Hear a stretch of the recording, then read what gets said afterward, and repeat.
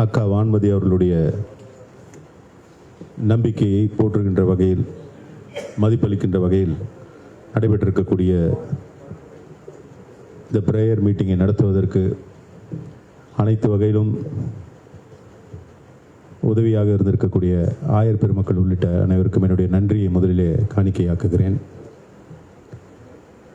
நீங்கள் அறிந்த பைபிளிலே வரக்கூடிய ஒரு வசனமாக, தனக்கு நிகழ்ந்தவற்றை எல்லாம் எண்ணியபடியே இருந்தால் மேரி என்பதைப் போல, இன்றைக்கு அன்னைக்கு நிகரான அக்காவை இழந்து நிகழ்ந்தவற்றையெல்லாம் எண்ணியபடி அமர்ந்திருக்கக்கூடிய தலைவர் எழுச்சி தமிழர் அவர்களை பார்த்து கொண்டிருக்கிறோம். ஒரு அக்கா தம்பி என்கின்ற உறவு,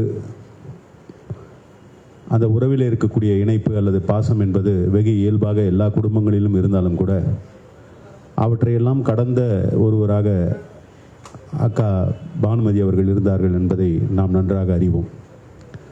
அதிலும் குறிப்பாக தலைவர் எழுச்சி தமிழர் அவர்களை பாதுகாக்கின்ற மகத்தான பணியை செவ்வனே செய்ததோடு மட்டுமல்லாமல், தலைவர் அவர்கள் உணவுக்கென்று மிகப்பெரிய முக்கியத்துவம் கொடுக்கின்றவர் இல்லை என்றாலும் கூட, அவருடைய உடல்நலத்தை பாதுகாக்க வேண்டும் அல்லது உடல்நலத்தை பார்த்து கொள்ள வேண்டும் என்கின்ற நிலையில் சில நேரங்களிலே தன்னுடைய உணவு பழக்க வழக்கங்களை அதற்கேற்றார் போல் அமைத்து கொண்ட போது கூட, அத்தகைய உணவு பழக்கத்துக்கு ஏற்றார் போல் அதை எப்படி செய்ய வேண்டும், எப்படி பக்குவமாக செய்ய வேண்டும் என்பதை எல்லாம் கற்றறிந்து தன்னை தகவமைத்து கொண்டவர், தலைவருடைய வாழ்க்கைக்காக தன்னை தகவமைத்து கொண்ட ஒரு மகத்தான தியாக அன்னை என்கின்ற அளவிலே தான் அவரை நாம் போற்றுகின்றோம், பார்க்கின்றோம்.